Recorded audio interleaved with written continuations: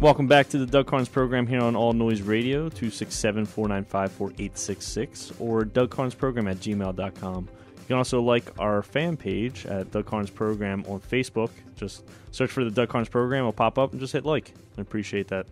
All right, alongside here with Joe Balcom. Let's move on to Mr. Adam Carolla, which, if you haven't heard his rant yet, it was a big sensation on the internet last week. He basically nails Occupy Wall Street and pretty much my generation and the generations after it. Wouldn't you agree, Joe? I would say he did a wonderful job. This is probably one of the best rants I've ever heard. He nails it. I mean, he right on the head. Yeah, I mean, I could do without the explicit language. Hey, well. But, he kind of adds to the frustration, though. Yeah, he totally gets it. And it's funny because, people like us who understand it, we almost want to curse like he does because it's so frustrating at times. But, it's edited out, so we're going to play it here. But he totally gets it, and he's so clear on what's going on in the country. So let's go ahead and roll this right here. The auto show and about how the crazy competition just led to these crazy cars. And I know sometimes it goes astray, but for the most part, it's the best system we have. And trying to get the top 1% to pay for the bottom 55% or to pay in 55%, that's not the angle to choose. The angle's worrying about what the other 50% are doing, not what the top, who's already paying way more than their fair share, is doing. There's something that's come up in this country that didn't used to exist, which is envy. And it's a big issue. And it was understood back in the day, and we are empowering, we're now dealing with the first wave of participation trophy. My own fecal matter doesn't stink. Empowered. I feel so good about myself. Everybody's a winner. There's no losers. We are dealing with the first wave of those. And to add on what he's saying here, Joe, I remember in Little League how, now, obviously little kids, I don't think they're really worried about the score, like 4-year-olds, 5-year-olds in that area. But I remember being 9 years old, 10 years old, playing baseball, and the seasons just didn't matter. Everybody was a winner. Yeah. And I'm pretty sure, and even, what was it? Was it high school? I don't know, but it all comes down to, it started with our generation, maybe the generation right before us, but everybody is supposed to be a winner. And how is that supposed to teach the kids, how to succeed in life? If everybody's just, no matter what you do, you're going to be a winner. It doesn't teach them. I remember I played football back in the 90s when I was, 8, 9 years old, and I got a trophy, and I felt pretty good about myself because I just got a trophy for participating. But now I'm 10, 15 years later, I'm looking at it like, why do they give trophies to everyone? Yeah, I mean, in the NFL, you didn't accomplish anything. In the NFL, does every team get the Super Bowl trophy? No. Then why should anybody, other than that, get a trophy? I mean, if you got to teach your kids that, hey, everybody's good at something, Like, I suck at literature, but I'm great at math. Everybody's good at something. So you might not be good in baseball, like me. Obviously, I'm not playing for the Philadelphia Phillies right now. So I gotta just find my talent when it comes to broadcasting. That's what I like to do. That's what I'm hoping I'm good at for you guys listening out there.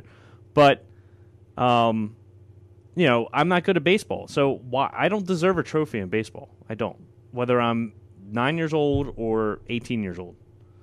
I do not deserve a trophy unless I am the MVP or I won a championship. That's about it. And you're starting to see this a lot, and this is a whole nother topic for another show, but like the BCS and all the bowl games. Yep. You have 35 different bowl games. So everybody gets a championship game. A 6-6 team can play in a bowl game and get a trophy.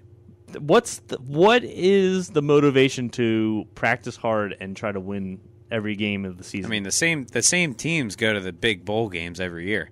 There's no reason for I give credit to Boise State. They fight hard every year, for those of you who know college football, but they fight hard every year just to get shafted when it comes to getting into the big bowl games. Well, I mean, the bowl system in general is just a sham. It's a mess.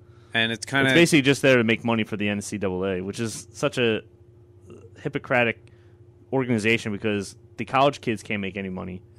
But NCAA makes loads and loads and loads of money from TV deals and advertising and all that. Yeah, it's mind-boggling. Yeah. But that whole bowl idea, like 35 different bowls, 70 teams getting to a bowl game. That's what I mean. What makes a team strive to be better? That whole idea is basically what Adam Carolla is talking about. Exactly, and it goes with our economy. Like, if you're guaranteed to get, just go in the layman's terms with the economy, let's just say in the economy you get a bowl game. If you're guaranteed to almost get a bowl game for underachieving, what's going to make you overachieve? Not much. Yeah. I mean, it's that simple when it comes to the economy. If we start giving people more and more money, what is going to make them try to overachieve in life? Nothing. And it's a perfect example of the bowl games because a 6-6 team can go to a bowl game and they can just ride 6-6 each year. Yep. You know, and just not try to get better. So it's the same thing with the economy. Exactly. And that's and Adam will go on here and explain that. But I just remember my generation that, you know, everybody is doing a good job if you're participating. I remember that in middle school and high school. If you're just participating, you're doing a great job. No, I'm sorry. Some kids suck at dodgeball, and some kids are great at dodgeball. And the ones that suck are going to get hit hard, and you shouldn't coddle them and make them feel good for sucking. Oh, it's called constructive criticism. Yeah. You don't give them a trophy to make them feel good. You tell them what they're doing wrong. Yeah. Get better in dodgeball. Get better in math. Get better in whatever it is. You know, you're not just good just for breathing the air that is going into your lungs. You don't deserve a trophy for that. That's who we're dealing with now, because this has been going on for about 25 years, and we're just starting to get maybe 20 years, and those kids were 8 or 9 years old, and we're getting the first. Is that the millennials? I think that's the name for these. I call them that colloquially they're known as the. I saw that on the news. Oh, okay. That's I stand corrected. Yeah, Brian Williams called. Right. Yeah. Bri Hannah God. So what we have, I haven't really broken this down, but I'm going to try now. We created a bunch of self-entitled monsters. And this has become the pursuit of my life, where people are so far out of it and what they expect and what they think realistic is and what the set of rules that pertains to them versus the other guys, because that's what the bottom line is. I want my most valuable player trophy. Well, you're the slowest, fattest guy on the team. Why should he get one and I don't get one? Because he busts his ass and he runs a 4.40. That's why he gets one. Well, this is and then everyone gets involved, and then everyone gives everyone a participation trophy, and then everyone feels good about themselves. But it's not based on anything. You should feel good about yourself because of your accomplishments, not because somebody yelled at you to feel good about yourself and you a fake piece of plastic that was sprayed gold and had your name on a plaque on the bottom of it. And when these folks become adults and enter the workforce, and they've done stories about this, how you can't treat them, the boss can't yell, hey, let's go. Let's get back to work now. And, oh, you raised your voice to me. You better watch your tone, buddy. My dad's a lawyer. And this is exactly what's breeding, is these workers who, get told that they're doing a horrible job at work, and then they get all, offensive. Like, you can't tell me that. Everybody's getting too sensitive these days. Yeah. Yeah. And it's because we're coddling them from birth, saying that no matter what, you're good, Johnny. You are so good.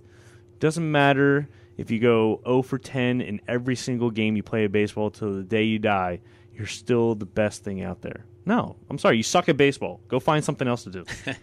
Like, seriously. Yeah. And that's exactly what he's saying. Like, there's going to be people in the workforce that they're going to suck at marketing. Well, go find somewhere else. They don't survive. They don't get a trophy. No. They don't get to keep their job. No, but this is the Occupy movement because, they're. I'm not going to blanket all of them, but a lot of them are lazy. Just want everything given to them.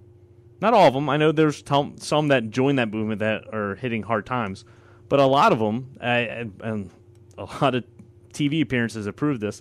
A lot of them just want socialism so they can be guaranteed something. Yeah, that's not how the world works. And Adam's right. This is exactly what we're breeding. I'll sue you. I'll take this company. Self-entitled who think the world owes them a living. And now we're getting the first wave of these. And now they grew up, and it's fine if you grow up in this little snow globe of a life where everything is awesome and everyone gets a participation trophy and there's snowing. No losers. Well, when you get shaken up. And everything's awesome. But then you get out into the real world and you realize, I'm a loser. You're not doing that well. You're not making that much money. There's no more participation trophies. This is the LA Auto Show. You don't get to sit around and go, hey, here's my piece of I worked on. Everyone, why aren't you guys buying it? And then, instead of finding a mirror and finding the reason why no one's buying your car, you just want to run around and yell at everyone else who's selling cars. And now you want to take and throw it at the cars because you want to their cars up. Because that's what's going on. It's like, instead of looking in the mirror and go. And this is also a good metaphor for, the 1% and the 99%, if you wanted to say, that the 1%, most of them earn their money. And now, since, the people who are way down at the bottom of these Occupy movements, if they can't have it, then we're going to try to destroy what you have. Yep, exactly. Yeah, so it's almost like a fit that they're having. They're like, well, if we can't have it, then you certainly can't have it, and that's what they're doing. And it's just it's so unbelievable. Like, do you think when this country first started, everybody started with $1 billion, and then eventually these rich people started stealing the money from all the other people? No, a lot of people earn their money. Thomas Edison earned his money by creating the light bulb, and it took him over 150 times to create it. He failed 150 times until he figure out how to make the light bulb. A lot of people don't know that. No. A lot of these clowns don't know that rich people actually earn their money. And he spent a lot of money to develop that light bulb. You know how much it costs for trying to build a light bulb 150 times? He took out loans from banks. Yeah.